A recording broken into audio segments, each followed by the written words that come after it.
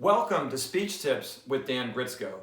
Today we're going to talk about vocal variety, what it is, why it's important, and how to do it.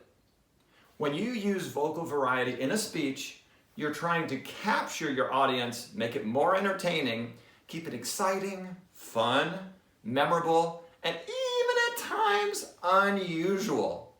If you think about a song, people just don't sing a song with one note. It has many different notes. So what are the components of vocal variety? First of all, vocal variety can have a focus on volume. Is it really loud or very quiet? Pitch. Are you speaking like this or are you speaking like this? Resonance. Are you speaking with a very strong and profound voice? Pace. Hey students, how the day's going today? What do you want to do? What do you want to do? Students, today's class is going to be amazing. In fact, you use pauses occasionally. Tone. This is an interesting one. My kids had a thing that they said, tone it. Think of it this way. A mom is talking to a child about food.